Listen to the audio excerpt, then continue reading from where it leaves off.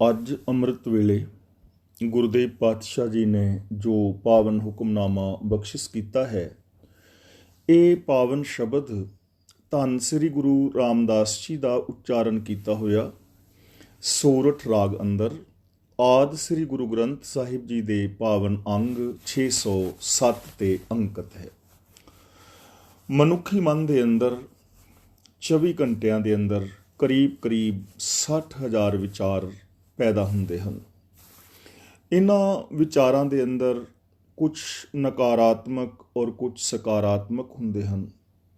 ਬਹੁਤਾਤ ਗਿਣਤੀ ਜੋ ਮਨੁੱਖਾਂ ਦੀ ਹੈ ਨਕਾਰਾਤਮਕ ਵਿਚਾਰਾਂ ਦੇ ਅਧੀਨ ਕਰਮ ਕਰਦੀ ਹੈ, ਅਤੇ ਜਿਵੇਂ ਮਨੁੱਖ ਦੇ ਜੀਵਨ ਵਿੱਚ ਨਕਾਰਾਤਮਕ ਵਿਚਾਰ ਆਉਂਦੇ ਹਨ, ਇਸ ਨੈਗੇਟਿਵਿਟੀ ਕਰਕੇ ਇਸ ਬੰਦੇ ਦੇ ਅੰਦਰ ਹੀਨ ਭਾਵਨਾ ਵੀ ਪੈਦਾ ਹੁੰਦੀ ਹੈ ਔਰ ਨਕਾਰਾਤਮਕਤਾ ਦੇ ਕਾਰਨ ਇਹ ਮਨੁੱਖ ਸਫਲਤਾ ਦੇ ਰਾਹਾਂ 'ਤੇ ਨਹੀਂ ਵੱਧ ਸਕਦਾ। ਸਫਲਤਾ ਦੇ ਰਾਹਾਂ 'ਤੇ ਉਹੀ ਵੱਧਦੇ ਨੇ ਜਿਨ੍ਹਾਂ ਦੀ ਜ਼ਿੰਦਗੀ ਅੰਦਰ ਵਿਲ ਪਾਵਰ ਹੈ, ਜਿਨ੍ਹਾਂ ਨੂੰ ਆਪਣੇ ਆਪ ਦੇ ਉੱਤੇ ਸਵੈ ਵਿਸ਼ਵਾਸ ਹੈ ਔਰ ਜਿਨ੍ਹਾਂ ਦੇ ਜੀਵਨ ਦੇ ਅੰਦਰ ਸਕਾਰਾਤਮਕ ਵਿਚਾਰ ਨੇ। ਨਕਾਰਾਤਮਕ ਵਿਚਾਰਾਂ ਦੇ ਅਧੀਨ ਹੀ ਮਨੁੱਖ ਪਾਪ ਔਰ ਵਿਕਾਰ ਆਦਿ ਕਮਾਉਂਦਾ ਹੈ। ਸਕਾਰਾਤਮਕ ਸੋਚ ਵਾਲਾ ਇਨਸਾਨ ਸ਼ੁਭ ਗੁਣਾਂ ਦੇ ਨਾਲ ਜੁੜਦਾ ਔਰ ਸਫਲਤਾਵਾਂ ਵਾਲੇ ਪਾਸੇ ਕਦਮ ਵਧਾਉਂਦਾ ਹੈ। ਇਸ ਲਈ ਸਫਲਤਾ ਵਾਸਤੇ ਜ਼ਰੂਰੀ ਹੈ ਕਿ ਆਪਣੇ ਮਨ ਨੂੰ ਜਿੱਤਿਆ ਜਾਏ। ਮਨ ਨੂੰ ਜਿੱਤਣ ਤੋਂ ਭਾਵ ਕਿ ਆਪਣੇ ਮਨ ਨੂੰ ਨਕਾਰਾਤਮਕ ਵਿਚਾਰਾਂ ਵੱਲ ਝੁਕਣ ਤੋਂ ਰੋਕ ਕੇ ਸਕਾਰਾਤਮਕ ਵਿਚਾਰਾਂ ਵੱਲ ਪ੍ਰੇਰਿਆ ਜਾਏ, ਭਾਵ ਕਿ ਮਨ ਦੇ ਅੰਦਰ ਪਾਪ ਵਿਕਾਰ ਅਪਰਾਧਾਂ ਵਾਲੇ ਵਿਚਾਰ ਨਾ ਆਉਣ, ਸਗੋਂ ਸਤ ਸੰਤੋਖ ਦਇਆ ਧਰਮ ਧੀਰਜ ਵਾਲੇ ਵਿਚਾਰ ਆਉਣ। ਤਾਂ ਮਨ ਨੂੰ ਜਿੱਤਣ ਵਾਸਤੇ ਗਿਆਨ ਦੀ ਜ਼ਰੂਰਤ ਹੈ। ਗਿਆਨ ਦੀ ਦਾਤ ਸਾਨੂੰ ਗੁਰੂ ਦੇ ਪਾਵਨ ਪਵਿੱਤਰ ਬਾਣੀ ਰਾਹੀਂ ਮਿਲਦੀ ਹੈ। ਤਾਂ ਕਿਵੇਂ ਅਸੀਂ ਗੁਰੂ ਤੋਂ ਗਿਆਨ ਪ੍ਰਾਪਤ ਕਰਕੇ ਆਪਣੇ ਇਸ ਅਜਿੱਤ ਮਨ ਨੂੰ ਜਿੱਤ ਸਕਦੇ ਹਾਂ ਔਰ ਅਜਿੱਤ ਮਨ ਨੂੰ ਜਿੱਤ ਕੇ ਅਸੀਂ ਸਫਲਤਾ ਹਾਸਲ ਕਰ ਸਕਦੇ ਹਾਂ। ਸਫਲਤਾ ਪਾਉਣਾ ਹਰ ਮਨੁੱਖ ਦਾ ਹੱਕ ਵੀ ਹੈ ਔਰ ਹਰ ਮਨੁੱਖ ਦਾ ਫਰਜ਼ ਵੀ ਹੈ।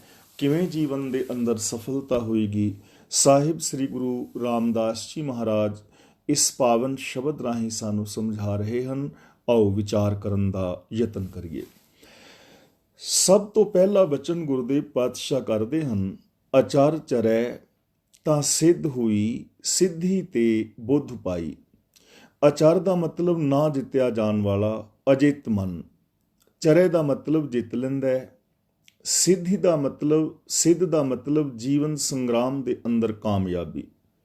ਤੇ ਦਾ ਮਤਲਬ ਤੋਂ, ਬੁੱਧ ਤੋਂ ਭਾਵ ਹੈ ਬੁੱਧ, ਅਕਲ, ਸੂਝ ਜਾਂ ਸਮਝ।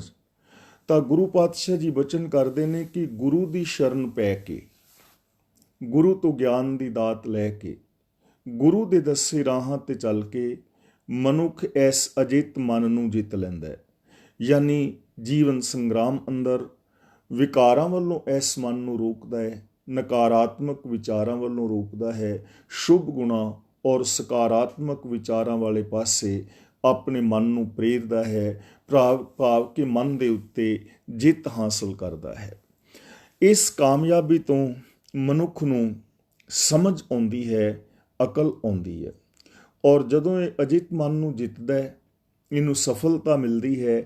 ਇਸ ਸਫਲਤਾ ਤੋਂ ਬਾਅਦ ਫਿਰ ਇਹਨੂੰ ਇੱਕ ਸਮਝ ਆਉਂਦੀ ਹੈ, ਇਹਦੇ ਅੰਦਰ ਕਾਮਨ ਸੈਂਸ ਪੈਦਾ ਹੁੰਦੀ ਹੈ। ਅਤੇ ਉਹ ਕਾਮਨ ਸੈਂਸ ਕੀ ਪੈਦਾ ਹੁੰਦੀ ਹੈ, ਇਹਨੂੰ ਸਮਝ ਆ ਜਾਂਦੀ ਹੈ, ਪ੍ਰੇਮ ਕੇ ਸਰ ਲਾਗੇ ਤਨ ਭੀਤਰ ਤਾਂ ਪ੍ਰਮ ਕਾਟਿਆ ਜਾਈ। ਕਿ ਜਿਸ ਮਨੁੱਖ ਦੇ ਮਨ ਅੰਦਰ ਪ੍ਰਭੂ ਪਰਮਾਤਮਾ ਦੇ ਤੀਰ ਲੱਗ ਜਾਣ, ਯਾਨੀ ਜਿਹਦੇ ਹਿਰਦੇ ਅੰਦਰ ਪ੍ਰਭੂ ਦੀ ਪ੍ਰੀਤ ਪੈਦਾ ਹੋ ਜਾਏ, ਤਾਂ ਫਿਰ ਉਹਦੇ ਨਾਲ ਕੀ ਹੁੰਦਾ ਹੈ, ਤਾਂ ਭਰਮ ਕਾਟਿਆ ਜਾਈ। ਉਸ ਮਨੁੱਖ ਦਾ ਭਰਮ ਕੱਟਿਆ ਜਾਂਦਾ ਹੈ, ਉਸ ਮਨੁੱਖ ਦੀ ਭਟਕਣਾ ਮਿਟ ਜਾਂਦੀ ਹੈ, ਕਿਉਂਕਿ ਜੀਵਨ ਦੇ ਅੰਦਰ ਪ੍ਰਭੂ ਪਰਮਾਤਮਾ ਦੀ ਪ੍ਰੀਤ ਪੈਦਾ ਹੋ ਗਈ। ਜਦੋਂ ਮਨ ਦੇ ਅੰਦਰ ਪ੍ਰਭੂ ਦੀ ਪ੍ਰੀਤ ਪੈਦਾ ਹੋ ਜਾਏ, ਫਿਰ ਇਸ ਮਨੁੱਖ ਦੀ ਜੋ ਹੋਰ ਪਾਸੇ ਦੀ ਭਟਕਣਾ ਹੈ ਮਿਟ ਜਾਂਦੀ ਹੈ। ਤਾਂ ਇਸ ਮਨੁੱਖ ਨੂੰ ਇਹ ਸੂਝ ਸਮਝ ਪੈਦਾ ਹੁੰਦੀ ਹੈ ਕਿ ਜੇ ਜੀਵਨ ਦੇ ਅੰਦਰੋਂ ਭਟਕਣਾ ਖਤਮ ਕਰਨੀ ਹੈ ਤਾਂ ਸਾਨੂੰ ਪ੍ਰਭੂ ਦੀ ਪ੍ਰੀਤ ਆਪਣੀ ਜ਼ਿੰਦਗੀ ਦੇ ਅੰਦਰ ਪੈਦਾ ਕਰਨੀ ਪਵੇਗੀ। ਜਿਸ ਮਨੁੱਖ ਦੇ ਜੀਵਨ ਵਿੱਚ ਪ੍ਰਭੂ ਦੀ ਪ੍ਰੀਤ ਪੈਦਾ ਹੋ ਜਾਂਦੀ ਹੈ, ਫਿਰ ਉਹਦੀ ਹੋਰ ਪਾਸਾਂ ਦੀ ਝਾਕ ਔਰ ਭਟਕਣਾ ਮਿਟ ਜਾਂਦੀ ਹੈ। ਜਿਵੇਂ ਇੱਕ ਓੰਕਾਰ, ਹੁਣ ਜਿਸ ਦੇ ਮਨ ਅੰਦਰ ਇੱਕ ਓੰਕਾਰ ਦੀ ਪ੍ਰੀਤ ਪੈਦਾ ਹੋ ਗਈ ਕਿ ਇੱਕ ਪ੍ਰਭੂ ਹੀ ਚਾਰ ਚੁਫੇਰੇ ਸਮਾਇਆ ਹੋਇਆ ਹੈ, ਦਿਸਦਾ ਜਗਤ ਉਸ ਮਾਲਕ ਦਾ ਹੀ ਰੂਪ ਹੈ, ਤਾਂ ਫਿਰ ਐਸੇ ਮਨੁੱਖ ਨੂੰ ਆਪਣਾ ਬੇਗਾਨਾ ਨਜ਼ਰੀ ਕੋਈ ਨਹੀਂ ਪਵੇਗਾ। ਸਭ ਇਹਨੂੰ ਆਪਣੇ ਹੀ ਦਿਸਣਗੇ ਔਰ ਇਹਦੇ ਅੰਦਰੋਂ ਆਵਾਜ਼ ਆਏਗੀ, ਸਭ ਕੋ ਮੀਤ ਹਮ ਆਪਨ ਕੀਨਾ, ਹਮ ਸਭਨਾ ਕੇ ਸਾਜਨ, ਦੂਰ ਪਰਾਇਓ ਮਨ ਕਾ ਬਿਰਹਾ, ਤੋ ਮੇਲ ਕੀਓ ਮੇਰੇ ਰਾਜਨ। ਜੋ ਵੀ ਵਿਕਾਰਾਂ ਦੀ ਭਟਕਣਾ ਹੈ ਜਾਂ ਮਨ ਦਾ ਭਟਕਾਵ ਹੈ ਆਪਣੇ ਏਮ ਤੋਂ, ਆਪਣੇ ਗੋਲ ਤੋਂ ਦੂਜੇ ਪਾਸੇ, ਆਪਣੀ ਮੰਜ਼ਿਲ ਤੋਂ ਦੂਜੇ ਪਾਸੇ, ਉਹ ਭਟਕਣਾ ਮਿਟ ਜਾਏਗੀ, ਕਿਉਂਕਿ ਇਹਦਾ ਏਮ, ਇਹਦਾ ਗੋਲ ਬਣ ਜਾਏਗਾ ਪ੍ਰਭੂ ਦੇ ਗੁਣਾਂ ਦੀ ਪ੍ਰਾਪਤੀ। ਅਗਲਾ ਬਚਨ ਗੁਰਦੇਵ ਪਾਤਸ਼ਾਹ ਜੀ ਬਚਨ ਕਰਦੇ ਹਨ, ਮੇਰੇ ਗੋਬਿੰਦ ਆਪਣੇ ਜਨ ਕੋ ਦੇਹ ਵਡਿਆਈ। ਕਿ ਹੇ ਮੇਰੇ ਗੋਬਿੰਦ, ਮੈਨੂੰ ਆਪਣੇ ਦਾਸ ਨੂੰ ਇਹ ਇੱਜ਼ਤ ਬਖਸ਼, ਇਹ ਵਡਿਆਈ ਬਖਸ਼। ਯਾਨੀ ਪ੍ਰਭੂ ਦੇ ਚਰਨਾਂ ਦੀ ਸ਼ਰਨ ਲੈਣੀ ਹੈ ਔਰ ਪ੍ਰਭੂ ਦੇ ਚਰਨਾਂ ਵਿੱਚ ਇਹ ਮੰਗ ਮੰਗਣੀ ਹੈ ਕਿ ਹੇ ਮਾਲਕ ਮੈਨੂੰ ਇਹ ਵਡਿਆਈ ਦੇ। ਕਿਹੜੀ ਵਡਿਆਈ? ਗੁਰਮਤਿ ਰਾਮ ਨਾਮ ਪਰਗਸ ਹੋ, ਸਦਾ ਰਹੋ ਸਰਨਾਈ। ਕਿ ਗੁਰੂ ਦੀ ਮੱਤ ਦੀ ਰਾਹੀਂ ਮੇਰੇ ਅੰਦਰ ਪ੍ਰਭੂ ਦੇ ਗੁਣਾਂ ਦਾ ਪ੍ਰਕਾਸ਼ ਕਰ। ਗੁਰੂ ਦੀ ਮੱਤ ਦੀ ਰਾਹੀਂ ਮੇਰੇ ਅੰਦਰ ਪ੍ਰਭੂ ਦੇ ਗੁਣਾਂ ਦਾ ਪ੍ਰਕਾਸ਼ ਕਰ ਔਰ ਮੈਨੂੰ ਸਦਾ ਆਪਣੇ ਚਰਨਾਂ ਦੀ ਸ਼ਰਨ ਦੇ ਅੰਦਰ ਰੱਖ। ਇਹ ਅਰਦਾਸ ਪ੍ਰਭੂ ਚਰਨਾਂ ਵਿੱਚ ਕਰਨੀ ਹੈ। ਸਾਡੇ ਅੰਦਰ ਇਹ ਤਾਂਘ ਹੋਣੀ ਚਾਹੀਦੀ ਹੈ। ਅਰਦਾਸ ਤੋਂ ਭਾਵ ਹੀ ਹੈ ਕਿ ਅਸੀਂ ਆਪਣੇ ਆਪ ਦੇ ਨਾਲ ਕਮਿਟਮੈਂਟ ਕਰਨਾ ਹੈ, ਪ੍ਰੋਮਿਸ ਕਰਨੀ ਹੈ। ਸਾਡਾ ਇਹ ਗੋਲ ਹੈ ਕਿ ਗੁਰੂ ਦੀ ਮੱਤ ਮੈਨੂੰ ਮਿਲੇ। ਤਾਂ ਇਹਦਾ ਭਾਵ ਕਿ ਅਸੀਂ ਗੁਰੂ ਦੇ ਚਰਨਾਂ ਦੀ ਸ਼ਰਨ ਲੈਣੀ ਹੈ, ਗੁਰੂ ਦੀ ਮੱਤ ਦੇ ਧਾਰਨੀ ਹੋਣਾ ਹੈ, ਆਪ ਖੁਦਰਾਪਨ ਤਿਆਗਣਾ ਹੈ ਔਰ ਜੋ ਗੁਰੂ ਨੇ ਸਾਨੂੰ ਯੂਨੀਵਰਸਲ ਟਰੁੱਥ ਦੀ ਦੱਸ ਪਾਈ ਹੈ, ਗਿਆਨ ਦਿੱਤਾ ਹੈ, ਉਹਦੇ ਮੁਤਾਬਕ ਅਸੀਂ ਜ਼ਿੰਦਗੀ ਜੀਣੀ ਹੈ। ਗੁਰਬਾਣੀ ਅਨੁਸਾਰ ਜੋ ਵੇ ਆਫ ਲਾਈਫ ਹੈ, ਉਸ ਵੇ ਆਫ ਲਾਈਫ ਨੂੰ, ਉਸ ਜੀਵਨ ਢੰਗ ਨੂੰ, ਉਸ ਜੀਵਨ ਜੁਗਤ ਨੂੰ ਅਸਾਂ ਅਪਣਾਉਣਾ ਹੈ ਔਰ ਸਦਾ ਪ੍ਰਭੂ ਦੀ ਸ਼ਰਨ ਵਿੱਚ ਰਹਿਣਾ ਹੈ। ਪ੍ਰਭੂ ਦੀ ਸ਼ਰਨ ਵਿੱਚ ਰਹਿਣ ਤੋਂ ਭਾਵ ਕਿ ਰੱਬੀ ਰਜ਼ਾ ਦੇ ਅੰਦਰ ਤੁਰਨਾ ਹੈ। ਜੋ ਲਾ ਆਫ ਨੇਚਰ ਹੈ, ਕੁਦਰਤ ਦੇ ਨਿਯਮ ਨੇ, ਇਹਨਾਂ ਨੂੰ ਸਮਝਣਾ ਹੈ, ਇਹਨਾਂ ਮੁਤਾਬਕ ਜ਼ਿੰਦਗੀ ਜੀਣੀ ਹੈ ਔਰ ਰੱਬੀ ਗੁਣਾਂ ਦੀ ਸ਼ਰਨ ਵਿੱਚ ਰਹਿਣਾ ਹੈ। ਰੱਬੀ ਗੁਣਾਂ ਅੱਗੇ ਸਰੈਂਡਰ ਕਰਨਾ ਹੈ। ਸਤ ਹੈ, ਸੰਤੋਖ ਹੈ, ਦਇਆ ਹੈ, ਨਿਰਭੈਤਾ ਹੈ, ਨਿਰਵੈਰਤਾ ਹੈ, ਹੋਰ ਅਨੰਤ ਪ੍ਰਭੂ ਦੇ ਗੁਣ ਨੇ। ਇਹਨਾਂ ਦੇ ਚਰਨਾਂ ਦੀ, ਇਹਨਾਂ ਦੀ ਸ਼ਰਨ ਵਿੱਚ ਰਹਿਣਾ ਹੈ, ਭਾਵ ਗੁਣਾਂ ਦੇ ਅੱਗੇ ਸਰੈਂਡਰ ਹੋਣਾ ਹੈ, ਗੁਣਾਂ ਦੇ ਧਾਰਨੀ ਬਣਨਾ ਹੈ। ਗੁਰਦੇਵ ਅਗਲਾ ਬਚਨ ਕਰਦੇ ਨੇ, ਇਹ ਸੰਸਾਰ ਸਭ ਆਵਣ ਜਾਣਾ, ਮਨ ਮੂਰਖ ਚੇਤ ਅਜਾਣਾ। ਕਿ ਇਹ ਸਾਰਾ ਸੰਸਾਰ, ਸਾਰਾ ਜਹਾਨ ਆਉਣ ਜਾਣ ਦੇ ਅਧੀਨ ਹੈ। ਇਹ ਨਿਯਮ ਹੈ ਇੱਕ, ਆਉਣਾ ਔਰ ਜਾਣਾ। ਯਾਨੀ ਜੋ ਇਸ ਜਗਤ ਤੇ ਆਇਆ ਹੈ ਉਹਨੇ ਇੱਕ ਦਿਨ ਇਸ ਜਗਤ ਤੋਂ ਚਲੇ ਜਾਣਾ ਹੈ। ਜਿਸ ਦਾ ਜਨਮ ਹੋਇਆ ਹੈ ਉਸ ਦੀ ਮੌਤ ਜ਼ਰੂਰ ਹੋਵੇਗੀ। ਗੁਰਦੇਵ ਨੇ ਜਪਜੀ ਸਾਹਿਬ ਵਿੱਚ ਵੀ ਬਚਨ ਕੀਤਾ ਹੈ, ਸੰਜੋਗ ਵਿਜੋਗ ਦੋਏ ਕਾਰ ਚਲਾਵੇਂ, ਲੇਖੇ ਆਵੇ ਭਾਗ। ਯਾਨੀ ਸੰਜੋਗ ਔਰ ਵਿਜੋਗ, ਮਿਲਾਪ ਔਰ ਵਿਛੋੜਾ, ਜਨਮ ਅਤੇ ਮਰਨ ਇਸ ਸੰਸਾਰ ਦੀ ਕਾਰ ਨੂੰ ਚਲਾ ਰਹੇ ਨੇ। ਨਾ ਤੇ ਇਕੱਲੇ ਜਨਮ ਨਾਲ ਹੀ ਇਹ ਸੰਸਾਰ ਚੱਲ ਸਕਦਾ ਹੈ ਔਰ ਨਾ ਇਕੱਲੀ ਮੌਤ ਦੇ ਨਾਲ। ਜੇ ਇਕੱਲਾ ਜਨਮ ਹੀ ਹੋਵੇ, ਮੌਤ ਨਾ ਹੋਵੇ, ਤਾਂ ਇਸ ਦੁਨੀਆ ਤੇ ਕੀੜੇ ਪਤੰਗੇ, ਵਨਸਪਤੀ, ਮਨੁੱਖ ਮਾਤਰ ਕੁਰਬਲ ਹੋ ਜਾਏਗੀ, ਕੁਛ ਖਤਮ ਨਹੀਂ ਹੋਏਗਾ। ਤਾਂ ਇੱਥੇ ਰਹਿਣ ਦੀ ਤਾਂ ਦੂਰ ਦੀ ਗੱਲ, ਸਾਹ ਲੈਣ ਲਈ ਵੀ ਥਾਂ ਨਹੀਂ ਬਚੇਗਾ। ਤੇ ਜੇ ਇਸ ਜਗਤ ਅੰਦਰ ਕੇਵਲ ਮੌਤ ਹੀ ਹੋਵੇ, ਕੋਈ ਨਵਾਂ ਜਨਮ ਨਾ ਹੋਵੇ, ਤਾਂ ਇਹ ਦੁਨੀਆ ਖਤਮ ਹੋ ਜਾਏਗੀ। ਇਸ ਲਈ ਗੁਰੂ ਜੀ ਕਹਿੰਦੇ ਨੇ ਇਹ ਸਾਰਾ ਸੰਸਾਰ ਆਵਣ ਜਾਣ ਦੇ ਅਧੀਨ ਹੈ, ਭਾਵ ਜੋ ਇੱਥੇ ਆਇਆ ਹੈ ਉਹਨੇ ਇੱਕ ਦਿਨ ਚਲੇ ਜਾਣਾ ਹੈ। ਮਨ ਮੂਰਖ ਚੇਤ ਅਜਾਣਾ, ਇਹ ਅਣਜਾਣ ਮਨ, ਨਾਦਾਨ ਮਨ ਰੱਬ ਨੂੰ ਯਾਦ ਰੱਖ, ਰੱਬੀ ਗੁਣਾਂ ਨੂੰ ਯਾਦ ਰੱਖ ਔਰ ਇਸ ਚੀਜ਼ ਨੂੰ ਚੇਤੇ ਰੱਖ ਕਿ ਜੋ ਇਸ ਜਗਤ ਤੇ ਆਇਆ ਹੈ ਉਹਨੇ ਚਲੇ ਜਾਣਾ ਹੈ। ਜਦੋਂ ਮਨੁੱਖ ਇਸ ਚੀਜ਼ ਨੂੰ ਚੇਤੇ ਰੱਖੇਗਾ, ਮੌਤ ਨੂੰ ਯਾਦ ਰੱਖੇਗਾ ਕਿ ਇਸ ਦੁਨੀਆ ਤੋਂ ਇੱਕ ਦਿਨ ਚਲੇ ਹੀ ਜਾਣਾ ਹੈ, ਤਾਂ ਚੰਦ ਦਿਨ ਦੇ ਜੀਵਨ ਵਾਸਤੇ ਲੜਾਈ, ਦੰਗੇ, ਫਸਾਦ, ਵੈਰ ਵਿਰੋਧ ਕਿਉਂ ਸਹਿੜੇਗਾ। ਔਰ ਜਦੋਂ ਰੱਬ ਨੂੰ ਯਾਦ ਰੱਖੇਗਾ ਤਾਂ ਇਹਦੀ ਜ਼ਿੰਦਗੀ ਦੇ ਅੰਦਰ ਰੱਬੀ ਗੁਣ ਹੋਣਗੇ, ਇਹਦੇ ਜੀਵਨ ਦੇ ਅੰਦਰ ਉੱਚੀ ਸੁੱਚੀ ਕੁਆਲਿਟੀ ਹੋਵੇਗੀ, ਇਹਦਾ ਉੱਚਾ ਸੁੱਚਾ ਆਚਰਨ ਹੋਵੇਗਾ, ਇਹਦੇ ਬੋਲਾਂ ਅੰਦਰ ਮਿਠਾਸ ਔਰ ਸੋਚ ਦੇ ਅੰਦਰ ਸਕਾਰਾਤਮਕਤਾ ਹੋਵੇਗੀ। ਇਸ ਲਈ ਇਹ ਮੇਰੇ ਅਣਜਾਣ ਮਨ ਉਸ ਮਨ ਨੂੰ, ਉਸ ਪ੍ਰਭੂ ਨੂੰ ਹਮੇਸ਼ਾ ਯਾਦ ਰੱਖ, ਉਹਦੇ ਗੁਣਾਂ ਨੂੰ ਗਾਉਂਦਾ ਰਹੋ। ਤੇ ਨਾਲ ਪ੍ਰਭੂ ਦੇ ਚਰਨਾਂ ਵਿੱਚ ਬੇਨਤੀ ਕਰ, ਹਰ ਜੀਓ ਕਿਰਪਾ ਕਰੋ ਗੁਰ ਮੇਲੋ ਤਾਂ ਹਰ ਨਾਮ ਸਮਾਣਾ। ਹੇ ਮੇਰੇ ਹਰੀ, ਮੇਰੇ ਤੇ ਮਿਹਰ ਕਰ, ਮੈਨੂੰ ਗੁਰੂ ਮਿਲਾ, ਤਦੋਂ ਹੀ ਤੇਰੇ ਨਾਮ ਵਿੱਚ, ਤੇਰੇ ਅੰਦਰ ਲੀਨਤਾ ਹੋ ਸਕਦੀ ਹੈ। ਯਾਨੀ ਗੁਰੂ ਰਾਹੀਂ ਪ੍ਰਭੂ ਦੇ ਗੁਣਾਂ ਵਿੱਚ ਲੀਨਤਾ ਹੋਏਗੀ, ਪ੍ਰਭੂ ਦਾ ਮਿਲਾਪ ਹੋਏਗਾ, ਪ੍ਰਭੂ ਦੇ ਵਿੱਚ ਲੀਨ ਹੋ ਕੇ ਅਸੀਂ ਜੀਵਨ ਮੁਕਤੀ ਦਾ ਆਨੰਦ ਮਾਣ ਸਕਾਂਗੇ।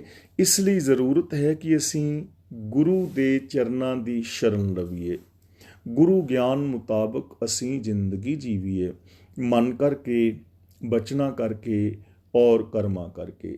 ਕਿਉਂਕਿ ਗੁਰਬਿਨ ਘੋਰ ਅੰਧਾਰ, ਗੁਰੂ ਬਿਨ ਸਮਝ ਨਾ ਆਵੇ, ਗੁਰਬਿਨ ਸੁਰਤ ਨਾ ਸਿੱਧ, ਗੁਰੂ ਬਿਨ ਮੁਕਤ ਨਾ ਪਾਵੇ। ਜੇ 100 ਚੰਦਾ ਉਗਵੇਂ, ਸੂਰਜ ਚੜ੍ਹੇ ਹਜ਼ਾਰ, ਏਤੇ ਚਾਨਣ ਹੁੰਦਿਆਂ, ਗੁਰਬਿਨ ਘੋਰ ਅੰਧਾਰ। ਜਦੋਂ ਤੱਕ ਅੰਦਰ ਗਿਆਨ ਦਾ ਦੀਵਾ ਨਹੀਂ ਜਗਦਾ, ਬਾਹਰੀ ਤੌਰ 'ਤੇ ਕਿਤਨਾ ਵੀ ਪ੍ਰਕਾਸ਼ ਹੋਵੇ, ਮਨੁੱਖ ਅਗਿਆਨਤਾ ਦੇ ਅੰਧਕਾਰ ਦੇ ਅੰਦਰ ਠੋਕਰਾਂ ਖਾਂਦਾ ਰਹਿੰਦਾ ਹੈ। ਕਿੰਨੇ ਵੀ ਸੁੱਖਾਂ ਦੇ ਸਾਧਨ ਇਸ ਦੁਨੀਆ 'ਤੇ ਮੌਜੂਦ ਹੋਣ, ਪਰ ਜੇ ਉਹਨਾਂ ਨੂੰ ਵਰਤਣ ਦਾ ਢੰਗ ਨਹੀਂ, ਜੇ ਸੁਚੱਜੀ ਜੀਵਨ ਜੁਗਤ ਨਹੀਂ, ਤਾਂ ਮਨੁੱਖ ਦੁਖੀ ਔਰ ਅਸ਼ਾਂਤ ਰਹੇਗਾ। ਤਾਂ ਗੁਰੂ ਪਾਤਸ਼ਾਹ ਜੀ ਕਹਿੰਦੇ ਨੇ ਕਿ ਹੇ ਪ੍ਰਭੂ, ਮੈਨੂੰ ਗੁਰੂ ਮਿਲਾ, ਔਰ ਜਿਸ ਕਰਕੇ ਮੈਂ ਤੇਰੇ ਨਾਮ ਵਿੱਚ, ਤੇਰੇ ਗੁਣਾਂ ਦੇ ਅੰਦਰ ਸਮਾ ਜਾਵਾਂ। ਭਾਵ ਮੇਰੀ ਸੁਰਤ, ਮੇਰੀ ਸੋਚ ਹਮੇਸ਼ਾ ਤੇਰੇ ਗੁਣਾਂ ਦੇ ਅੰਦਰ ਸਮਾਈ ਰਹੇ। ਜਿਸ ਕੀ ਵਥ ਸੋਈ ਪ੍ਰਭ ਜਾਣੈ, ਜਿਸ ਨੂੰ ਦੇ ਸੋ ਪਾਏ। ਕਿ ਇਹ ਪਾਈਏ ਨਾਮ ਵਸਤੂ, ਹੁਕਮ ਦੀ ਵਸਤੂ ਪਰਮਾਤਮਾ ਦੀ ਮਲਕੀਅਤ ਹੈ। ਜਿਸ ਨੂੰ ਉਹ ਦਿੰਦਾ ਹੈ, ਉਸ ਨੂੰ ਹੀ ਇਹ ਦਾਤ ਮਿਲ ਜਾਂਦੀ ਹੈ। ਤੇ ਯਾਦ ਰੱਖਣਾ, ਦਾਤ ਕਿਸ ਨੂੰ ਦੇਵੇਗਾ? ਜੋ ਉਸ ਦਾਤ ਦੀ ਮੰਗ ਮੰਗੇਗਾ, ਜੋ ਸੱਚ ਦੀ ਮੰਗ ਮੰਗੇਗਾ, ਜੋ ਦਇਆ ਦੀ ਦਾਤ ਮੰਗੇਗਾ, ਜੋ ਸ਼ੁਭ ਗੁਣਾਂ ਦੀ ਦਾਤ ਮੰਗੇਗਾ, ਤਾਂ ਪ੍ਰਭੂ ਉਸ ਨੂੰ ਇਹ ਦਾਤ ਦੇਵੇਗਾ। ਜੇ ਅਸੀਂ ਕਹੀਏ ਕਿ ਅਸੀਂ ਸੱਚ ਬੋਲਣਾ ਹੈ, ਅਸੀਂ ਦਇਆ ਵਾਲੀ ਜ਼ਿੰਦਗੀ ਜੀਣੀ ਹੈ, ਮੈਂ ਆਪਣੇ ਜੀਵਨ ਵਿੱਚ ਸੇਵਾ ਭਾਵ ਪ੍ਰਗਟ ਕਰਨਾ ਹੈ, ਤਾਂ ਰੱਬ ਨੇ ਕਦੇ ਇਹ ਥੋੜ੍ਹਾ ਕਹਿਣਾ ਕਿ ਤੈਨੂੰ ਇਹ ਦਾਤ ਨਹੀਂ ਮਿਲ ਸਕਦੀ। ਜ਼ਰੂਰਤ ਤਾਂ ਸਾਡੀ ਮੰਗਦੀ ਹੈ, ਜ਼ਰੂਰਤ ਤਾਂ ਸਾਡੀ ਸੋਚ ਐਸੀ ਬਣ ਜਾਏ। ਤਾਂ ਗੁਰੂ ਜੀ ਕਹਿੰਦੇ ਨੇ, ਹੇ ਪ੍ਰਭੂ, ਇਹ ਤੇਰੀ ਵੱਤ ਹੈ, ਇਹ ਤੇਰੀ ਦਾਤ ਹੈ, ਸ਼ਰਨ ਆਇਆਂ ਨੂੰ ਤੂੰ ਦਿੰਦਾ ਹੈ। ਵਸਤ ਅਨੂਪ ਅਤ ਅਗਮ ਅਗੋਚਰ, ਗੁਰਪੂਰਾ ਅਲਖ ਲਖਾਏ। ਜੋ ਪ੍ਰਭੂ ਦੇ ਗੁਣ ਨੇ, ਪ੍ਰਭੂ ਦੀ ਜੋ ਰਜ਼ਾ ਭਾਣਾ ਹੈ, ਇਹ ਮਹਾਨ ਹੈ, ਇਹ ਅਨੁਪਮ ਹੈ। ਇਹਨਾਂ ਗੁਣਾਂ ਵਰਗਾ ਹੋਰ ਗੁਣ ਕੋਈ ਨਹੀਂ, ਔਰ ਮਨੁੱਖੀ ਮਨ ਬੁੱਧੀ ਦੀ ਪਹੁੰਚ ਔਰ ਪਕੜ ਤੋਂ ਇਹ ਪਰੇ ਹੈ, ਅਗਮ ਔਰ ਅਗੋਚਰ ਹੈ। ਪਰ ਇਹ ਜੋ ਮਹਾਨ ਨਾਮ ਦੀ ਵਸਤੂ ਹੈ, ਹੁਕਮ ਦੀ ਵਸਤੂ ਹੈ, ਪ੍ਰਭੂ ਦੇ ਗੁਣਾਂ ਦੀ ਵਸਤੂ ਹੈ, ਗੁਰ ਪੂਰਾ ਅਲਖ ਲਖਾਏ। ਪੂਰਾ ਗੁਰੂ ਉਸ ਅਦ੍ਰਿਸ਼ਟ ਪ੍ਰਭੂ ਦੇ ਦੀਦਾਰ ਕਰਾ ਦਿੰਦਾ ਹੈ। ਯਾਨੀ ਪੂਰਾ ਗੁਰੂ ਜੋ ਹੈ, ਅਗਮ ਅਗੋਚਰ ਵਸਤੂ ਦੀ ਦਾਤ ਸਾਨੂੰ ਦੇਣ ਦੇ ਸਮਰੱਥ ਹੈ, ਕਿਉਂਕਿ ਉਸ ਗਿਆਨ ਰਾਹੀਂ ਹੀ ਸਾਨੂੰ ਇਹ ਸੂਝ ਔਰ ਸਮਝ ਆਏਗੀ। ਦੇਖੋ, ਹਰ ਇਨਸਾਨ ਦੇ ਅੰਦਰ ਰੱਬ ਵਸ ਰਿਹਾ ਹੈ। ਅਸੀਂ ਰੋਜ਼ ਪੜ੍ਹਦੇ ਹਾਂ, ਸਭੈ ਘਟ ਰਾਮ ਬੋਲੇ। ਹਰ ਇਨਸਾਨ ਦੇ ਅੰਦਰ ਅਨੰਤ ਗੁਣਾਂ ਦਾ ਖਜ਼ਾਨਾ ਹੈ, ਲੇਕਿਨ ਉਸ ਖਜ਼ਾਨੇ ਨੂੰ ਇਹ ਬੰਦਾ ਵਰਤਦਾ ਨਹੀਂ, ਇਹਨੂੰ ਵਰਤਣ ਦਾ ਢੰਗ ਨਹੀਂ, ਇਹਨੂੰ ਸੂਝ ਨਹੀਂ, ਜਾਂ ਇਹ ਜਾਣ ਬੁੱਝ ਕੇ ਨਹੀਂ ਵਰਤ ਰਿਹਾ। ਤਾਂ ਜਦੋਂ ਇਸ ਤੇ ਜੀਵਨ ਦੇ ਅੰਦਰ ਗਿਆਨ ਦਾ ਦੀਵਾ ਜਗਦਾ ਹੈ, ਇਹ ਆਪਣੀ ਹੂੜ ਮੱਤ ਛੱਡ ਕੇ ਗੁਰੂ ਗਿਆਨ ਮੁਤਾਬਕ ਜ਼ਿੰਦਗੀ ਜੀਂਦਾ ਹੈ। ਇਹਨੂੰ ਅੰਦਰ ਦੇ ਗੁਣਾਂ ਦੀ ਸੂਝ ਔਰ ਸਮਝ ਪੈਂਦੀ ਹੈ ਕਿ ਮੇਰੇ ਅੰਦਰ ਅਨੰਤ ਪੋਸੀਬਿਲਿਟੀਜ਼ ਨੇ, ਅਨੰਤ ਮੇਰੇ ਵਿੱਚ ਗੁਣ ਨੇ। ਉਹਨਾਂ ਗੁਣਾਂ ਦੇ ਨਾਲ ਇਹਦੀ ਸਾਂਝ ਪੈ ਜਾਂਦੀ ਹੈ, ਔਰ ਗੁਰੂ ਦਾ ਗਿਆਨ ਇਸ ਨੂੰ ਵਿਖਾ ਦਿੰਦਾ ਹੈ ਕਿ ਅਸਲੀਅਤ ਇਹ ਹੈ ਕਿ ਤੇਰੇ ਅੰਦਰ ਹੀ ਉਹ ਪ੍ਰਭੂ ਵਸ ਰਿਹਾ ਹੈ, ਤੂੰ ਆਪ ਹੀ ਉਸ ਮਾਲਕ ਦਾ ਰੂਪ ਹੈ। ਅਖੀਰਲੇ ਬਚਨ ਗੁਰਦੇਵ ਪਾਤਸ਼ਾਹ ਕਰ ਰਹੇ ਨੇ, ਜਿਨ ਇਹ ਚਾਖੀ ਸੋਈ ਜਾਣੈ, ਗੂੰਗੇ ਕੀ ਮਠਿਆਈ। ਜਿਸ ਨੇ ਇਹ ਪ੍ਰਭੂ ਦੇ ਗੁਣਾਂ ਦੀ ਦਾਤ ਚੱਖੀ ਹੈ, ਉਹੀ ਇਹਦੇ ਸਵਾਦ ਨੂੰ ਜਾਣਦਾ ਹੈ। ਗੂੰਗੇ ਕੀ ਮਠਿਆਈ ਦਾ ਮਤਲਬ ਜਿਵੇਂ ਗੂੰਗਾ ਇਨਸਾਨ ਮਠਿਆਈ ਖਾਏ, ਉਹਨੂੰ ਕੋਈ ਬਰਫੀ, ਰਸਗੁੱਲੇ, ਗੁਲਾਬ ਜਾਮਨ ਆਦਿ ਹੋਰ ਕੋਈ ਮਿੱਠੀ ਸ਼ੈ ਜਾਂ ਸਵਾਦਲੀ ਚੀਜ਼ ਦਿੱਤੀ ਜਾਏ, ਗੂੰਗਾ ਮਨੁੱਖ ਖਾਏਗਾ, ਖੁਸ਼ ਹੋਵੇਗਾ, ਉਹਦੇ ਸਵਾਦ ਨੂੰ ਮਾਣੇਗਾ, ਅਨੁਭਵ ਕਰੇਗਾ। ਪਰ ਜੇ ਉਸ ਗੂੰਗੇ ਤੋਂ ਸਵਾਦ ਪੁੱਛਿਆ ਜਾਏ ਤਾਂ ਉਹ ਦੱਸ ਨਹੀਂ ਪਾਏਗਾ। ਮਜਬੂਰੀ ਹੈ ਉਸਦੀ, ਉਹਦੇ ਕੋਲ ਸ਼ਬਦ ਨਹੀਂ ਹਨ, ਉਹ ਜ਼ਬਾਨ ਦੇ ਨਾਲ ਬੋਲ ਨਹੀਂ ਪਾਉਂਦਾ, ਲੇਕਿਨ ਉਹ ਸਵਾਦ ਨੂੰ ਮਾਣ ਰਿਹਾ ਹੈ। ਇਸੇ ਤਰ੍ਹਾਂ ਜੋ ਸ਼ੁਭ ਗੁਣ ਨੇ, ਇਹਨਾਂ ਸ਼ੁਭ ਗੁਣਾਂ ਦੇ ਧਾਰਨੀ ਹੋ ਕੇ ਜੋ ਸੁੱਖ ਮਿਲਦਾ ਹੈ, ਜੋ ਮਹਾਨਤਾ ਮਿਲਦੀ ਹੈ, ਜੋ ਆਨੰਦ ਜ਼ਿੰਦਗੀ ਵਿੱਚ ਬਣਦਾ ਹੈ ਨਾ, ਉਹਨੂੰ ਬੰਦਾ ਮਾਣਦਾ ਤੇ ਹੈ, ਪਰ ਉਹਨੂੰ ਪੂਰਨ ਤੌਰ ਤੇ ਦੱਸ ਨਹੀਂ ਪਾਉਂਦਾ। ਕਿਉਂਕਿ ਜਿਸ ਨੂੰ ਦੱਸਣਾ ਹੈ, ਜੇ ਉਹ ਗੁਣਾਂ ਦਾ ਧਾਰਨੀ ਨਹੀਂ ਹੈ ਤਾਂ ਉਹਨੂੰ ਇਹ ਸਮਝ ਨਹੀਂ ਆਵੇਗੀ। ਜਦੋਂ ਬੰਦਾ ਆਪ ਪ੍ਰੇਮ ਦਾ ਧਾਰਨੀ ਹੁੰਦਾ ਹੈ, ਸੱਚ ਦਾ ਧਾਰਨੀ ਹੁੰਦਾ ਹੈ, ਮਨ ਬਚਨ ਕਰਮ ਕਰਕੇ ਦਇਆ ਦਾ ਧਾਰਨੀ ਹੁੰਦਾ ਹੈ, ਔਰ ਇਹਨਾਂ ਗੁਣਾਂ ਦੀ ਮਨ ਬਚਨ ਕਰਮ ਕਰਕੇ ਵਰਤੋਂ ਕਰਦਾ ਹੈ, ਤਾਂ ਇਹਨਾਂ ਗੁਣਾਂ ਦੇ ਨਾਲ ਜੋ ਖੁਸ਼ੀ ਔਰ ਸੁੱਖ ਆਨੰਦ ਮਿਲਦਾ ਹੈ ਨਾ, ਉਹਨੂੰ ਉਹ ਮਨੁੱਖ ਹੀ ਜਾਣ ਸਮਝ ਸਕਦਾ ਹੈ ਪੂਰਨ ਤੌਰ ਤੇ, ਜਿਸ ਨੇ ਇਹਨਾਂ ਗੁਣਾਂ ਨੂੰ ਅਪਣਾਇਆ ਹੈ। ਇਹਨਾਂ ਗੁਣਾਂ ਰਾਹੀਂ ਜੋ ਅਨੰਤ ਸੁੱਖ ਮਿਲਦਾ ਹੈ, ਉਹਨੂੰ ਪੂਰਨ ਤੌਰ ਤੇ ਬਿਆਨ ਨਹੀਂ ਕੀਤਾ ਜਾ ਸਕਦਾ। ਜਿਵੇਂ ਗੂੰਗਾ ਮਨੁੱਖ ਮਠਿਆਈ ਦੇ ਸਵਾਦ ਨੂੰ ਮਾਣਦਾ ਹੈ ਪਰ ਬਿਆਨ ਨਹੀਂ ਕਰ ਪਾਉਂਦਾ। ਰਤਨ ਲੁਕਾਇਆ ਲੁਕੈ ਨਾਹੀਂ, ਜੇ ਕੋ ਰੱਖੇ ਲੁਕਾਈ। ਹੁਣ ਜੇ ਕੋਈ ਰਤਨ ਨੂੰ ਲੁਕਾ ਕੇ ਰੱਖਣਾ ਚਾਹੇ ਤਾਂ ਉਹਨੂੰ ਲੁਕਾ ਨਹੀਂ ਸਕੇਗਾ।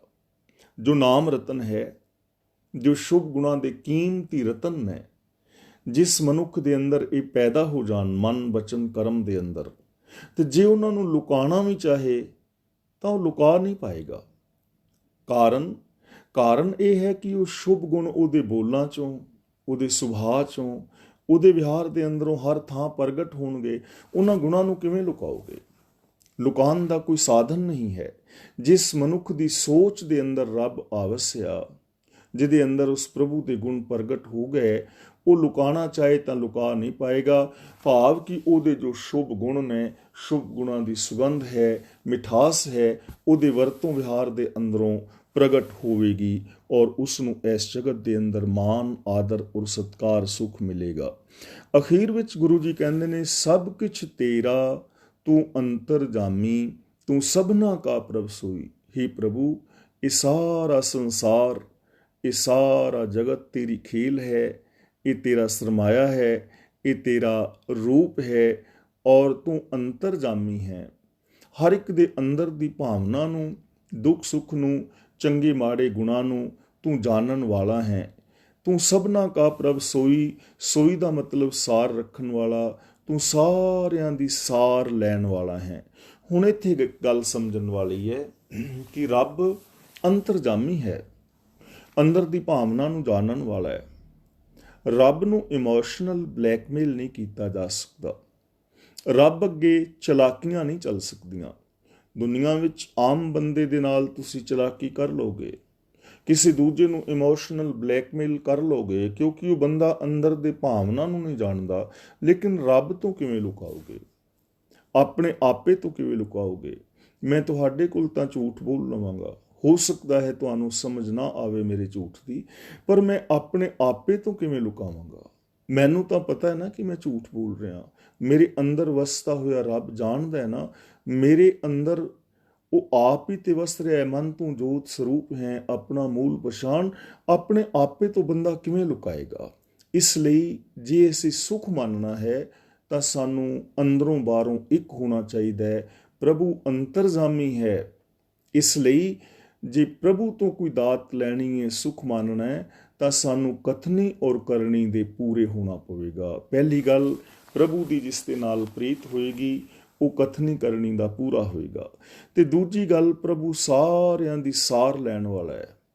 ਜਦੋਂ ਮਨੁੱਖ ਦੀ ਪ੍ਰੀਤ ਪ੍ਰਭੂ ਦੇ ਨਾਲ ਬਣੇਗੀ, ਇਹਨੂੰ ਸਮਝ ਆਵੇਗੀ ਕਿ ਮੈਂ ਪ੍ਰਭੂ ਦਾ ਹੀ ਰੂਪ ਹਾਂ, ਇਹ ਸਾਰੀ ਮਨੁੱਖਤਾ ਪ੍ਰਭੂ ਦੀ ਹੈ, ਤਾਂ ਇਹ ਮਨੁੱਖ ਵੀ ਦੂਜਿਆਂ ਦੀ ਸਾਰ ਲਵੇਗਾ, ਕਿਉਂਕਿ ਇਹਦੇ ਅੰਦਰ ਰੱਬੀ ਗੁਣ ਪ੍ਰਗਟ ਹੋਣਗੇ। ਆਪਣੇ ਮਾਪਿਆਂ ਦੀ, ਆਪਣੇ ਭੈਣ ਭਰਾਵਾਂ ਦੀ, ਰਿਸ਼ਤੇਦਾਰਾਂ ਸੱਜਣਾ ਮਿੱਤਰਾਂ ਦੀ, ਪਰਿਵਾਰ ਦੀ, ਸੰਸਾਰ ਦੀ, ਜੀਵ ਜੰਤ ਦੀ, ਵਨਸਪਤੀ ਦੀ, ਹਰ ਸ਼ੈ ਦੀ ਇਹ ਸਾਰ ਲਵੇਗਾ। ਹਰ ਇੱਕ ਦੇ ਨਾਲ ਚੰਗਾ ਵਿਹਾਰ ਕਰੇਗਾ, ਹਰ ਇੱਕ ਦੀਆਂ ਲੋੜਾਂ ਪੂਰੀਆਂ ਕਰਨ ਦਾ ਯਤਨ ਕਰੇਗਾ। ਜਿਸ ਨੂੰ ਦਾਤ ਕਰਹਿ ਸੋ ਪਾਏ, ਜਨ ਨਾਨਕ ਅਵਰ ਨਾ ਕੋਈ। ਗੁਰੂ ਸਾਹਿਬ ਜੀ ਕਹਿੰਦੇ ਨੇ, ਹੇ ਪ੍ਰਭੂ, ਇਹ ਤੇਰੀ ਦਾਤ ਹੈ, ਜਿਸ ਦੇ ਉੱਤੇ ਤੂੰ ਰਹਿਮਤ ਬਖਸ਼ਿਸ਼ ਕਰਦਾ ਹੈ। ਜੋ ਤੇਰੀ ਰਜ਼ਾ ਭਾਣੇ ਦੇ ਅੰਦਰ ਤੁਰਦਾ ਹੈ, ਉਹ ਇਹ ਦਾਤ ਪਾ ਲੈਂਦਾ ਹੈ। ਕਿਸੇ ਹੋਰ ਯਤਨ ਦੇ ਨਾਲ ਨਹੀਂ, ਕਿਸੇ ਕਰਮ ਕਾਂਡ ਦੇ ਨਾਲ ਨਹੀਂ, ਵਰਤ ਨਰਾਤੇ ਸਰਾਧਾਂ ਦੇ ਨਾਲ ਨਹੀਂ, ਜੰਗਲ ਦੇ ਵਿੱਚ ਜਾਣ ਦੇ ਨਾਲ ਨਹੀਂ, ਭਾਵ ਕਿ ਪ੍ਰਭੂ ਦੀ ਰਜ਼ਾ ਔਰ ਭਾਣੇ ਦੇ ਅੰਦਰ ਤੁਰਨ ਦੇ ਨਾਲ ਹੀ ਇਹ ਦਾਤ ਮਿਲਦੀ ਹੈ। ਗੁਰੂ ਦੇ ਗਿਆਨ ਰਾਹੀਂ ਹੀ ਮਨੁੱਖ ਨੂੰ ਸਮਝ ਆਉਂਦੀ ਹੈ, ਔਰ ਜੋ ਗੁਰੂ ਗਿਆਨ ਰਾਹੀਂ ਆਪਣਾ ਜੀਵਨ ਬਤੀਤ ਕਰਦਾ ਹੈ, ਉਹ ਇਸ ਅਜਿੱਤ ਮਨ ਨੂੰ ਜਿੱਤ ਲੈਂਦਾ ਹੈ। ਅਤੇ ਜਿਹੜਾ ਅਜਿੱਤ ਮਨ ਨੂੰ ਜਿੱਤਦਾ ਹੈ, ਉਹਨੂੰ ਹੀ ਇਸ ਜੀਵਨ ਦੇ ਅੰਦਰ ਸਫਲਤਾ ਮਿਲਦੀ ਹੈ। ਇਸ ਲਈ ਜੇ ਅਸੀਂ ਸਫਲਤਾ ਹਾਸਲ ਕਰਨਾ ਚਾਹੁੰਦੇ ਹਾਂ, ਤਾਂ ਉਹਦੇ ਵਾਸਤੇ ਜ਼ਰੂਰੀ ਹੈ ਗੁਰੂ ਦੇ ਗਿਆਨ ਦੀ ਦਾਤ ਪ੍ਰਾਪਤ ਕੀਤੀ ਜਾਏ, ਅਗਿਆਨਤਾ ਭਰੇ ਕਰਮਾਂ ਦਾ ਤਿਆਗ ਕੀਤਾ ਜਾਏ, ਗੁਰੂ ਗਿਆਨ ਰਾਹੀਂ ਨੈਗੇਟਿਵਿਟੀ ਨੂੰ ਖਤਮ ਕਰਕੇ ਪੋਜ਼ਿਟਿਵਿਟੀ, ਸਕਾਰਾਤਮਕਤਾ ਨੂੰ ਅਪਣਾਇਆ ਜਾਏ, ਚੜ੍ਹਦੀ ਕਲਾ ਦੇ ਅੰਦਰ ਮਨੁੱਖ ਰਹੇ। ਫਿਰ ਇਹਨੂੰ ਸਮਝ ਪੈ ਜਾਂਦੀ ਹੈ ਕਿ ਜਿਸ ਮਨੁੱਖ ਦੀ ਜ਼ਿੰਦਗੀ ਅੰਦਰ ਪ੍ਰਭੂ ਦਾ ਪ੍ਰੇਮ ਪੈਦਾ ਹੋ ਜਾਏ, ਉਹਦੇ ਜੀਵਨ 'ਚੋਂ ਭਟਕਣਾ ਮੁੱਕ ਜਾਂਦੀ ਹੈ। ਭਾਵ ਕਿ ਫਿਰ ਪ੍ਰਭੂ ਦੇ ਪਿਆਰ ਦੇ ਅੰਦਰ ਇਹ ਮਨੁੱਖ ਜਿੰਦਾ ਹੈ। ਫਿਰ ਪ੍ਰਭੂ ਦੇ ਚਰਨਾਂ ਨੂੰ ਛੱਡ ਕੇ, ਉਹਦੇ ਗੁਣਾਂ ਨੂੰ ਛੱਡ ਕੇ ਇੱਧਰ ਉੱਧਰ ਵਿਕਾਰਾਂ ਦੇ ਅੰਦਰ ਮਨੁੱਖ ਕਦੇ ਵੀ ਨਹੀਂ ਭਟਕਦਾ। ਗੁਰੂ ਪਾਤਸ਼ਾਹ ਜੀ ਰਹਿਮਤ ਔਰ ਬਖਸ਼ਿਸ਼ ਕਰਨ। ਅਸੀਂ ਗੁਰਬਾਣੀ ਨੂੰ ਆਪ ਪੜ੍ਹੀਏ, ਗੁਰਬਾਣੀ ਦੇ ਅਰਥ ਭਾਵ ਵਿਚਾਰੀਏ, ਔਰ ਗੁਰਬਾਣੀ ਦੇ ਦੱਸੇ ਰਾਹਾਂ 'ਤੇ ਚੱਲ ਕੇ ਆਪਣੇ ਜੀਵਨ ਨੂੰ ਸਫਲ ਔਰ ਸੁਚੱਜਾ ਕਰਨ ਦਾ ਯਤਨ ਕਰੀਏ। ਹੋਈਆਂ ਭੁੱਲਾਂ ਦੀ ਖਿਮਾ ਗੱਜ ਕੇ ਬੁਲਾਓ ਜੀ। ਵਾਹਿਗੁਰੂ ਜੀ ਕਾ ਖਾਲਸਾ, ਵਾਹਿਗੁਰੂ ਜੀ ਕੀ ਫਤਿਹ।